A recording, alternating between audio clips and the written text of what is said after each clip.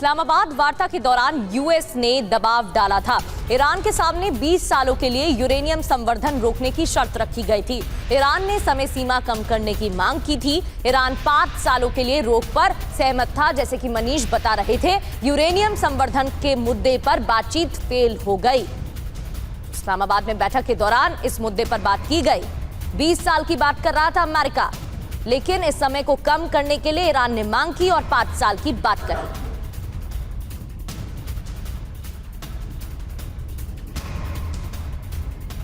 तो शांति वार्ता विफल होने पर जेडी वेंस का बयान। एक और बड़ी खबर है, ईरानी प्रतिनिधिमंडल डील करने में असमर्थ था। सर्वोच्च नेता से मंजूरी के लिए ईरान जाना पड़ा और हमने कई शर्तें रखी। अभी गेंद ईरान के पाले में है। जेडी वेंस का यह बयान। हालांकि वार्ता विफल होने के बाद गोल पोस्ट जिस तरीके से बदले जा रहे थे, दोनों पक्ष अपने अपने तर्क दे रहे थे। वहीं इस वक्त जेडी वेंस का ये लेटेस्ट बयान है। क्या कहा सुनिए, क्योंकि उनका कहना है कि ईरानी प्रतिनिधिमंडल डील करने में असमर्थ था। सर्वोच्च नेता से मंजूरी के लिए ईरान जाना पड़ा। तो यूएस ईरान वार्ता कहां बात फंस गई है, ये आपको बताते हैं। अमेरिका की मुख्य मांगे क्या हैं, ईरान ने क्या कहा है। 20 साल तक यूरेनियम संवर्धन बंद हो, 5 साल तक यूरेनियम संवर्धन रोकने को तैयार हो गया ईरान। ये अमेरिका की तरफ से कहा गया, ईरान की तरफ से कहा गया 5 साल।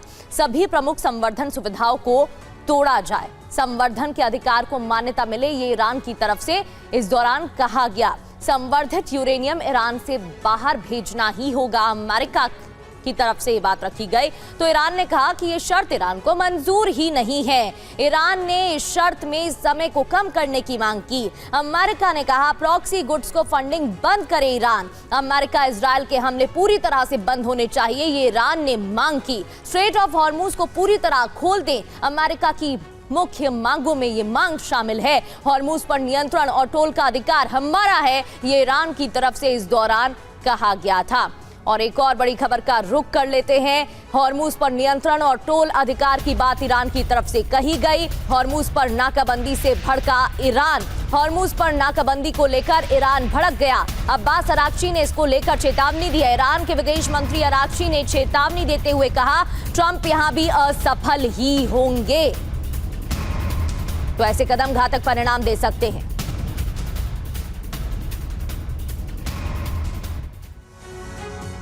तो ईरानी विदेश मंत्री अब्बास अराक्ची ने यह बयान दिया था। मिडिल ईस्ट में लगातार चीन का दबदबा बढ़ रहा है। पूरे मिडिल ईस्ट में चीन के कई प्रोजेक्ट्स चल रहे हैं।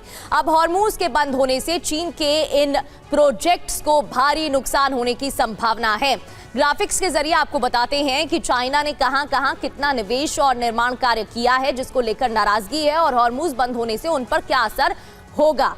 सबसे पहले मिडिल ईस्ट में चीन के प्रोजेक्ट्स कहां हैं ये समझ लेते हैं। सऊदी अरब, यूएई, इराक, ईरान और कुवैत, ये वो देश हैं जहां पर प्रोजेक्ट्स चीन के चल रहे हैं। सऊदी अरब की बात करें तो 81.98 निर्माण यहां पर हुए हैं। ये बिलियन डॉलर में आपको जानकारी दे रही हैं। इसके अलावा यूएई की बात करें तो 48.35 बिलियन डॉलर का इन्वेस्टमेंट प्रोजेक्ट यहां पर भी चल रहा है, निवेश और निर्माण कार्य। इराक की बात करें तो करीब 40 बिलियन डॉलर का निर्माण यहां पर भी किया गया है। ईरान में 25.2 बिलियन डॉलर का निर्माण हुआ है और कुवैत में करीब 17 बिलियन डॉलर का निर्माण कार्य हुआ है। इसी को लेकर ईरान ने कहा कि हमने यहां पर इन्वेस्टमेंट किया हुआ है, इसमें अमेरिका दखल ना दे।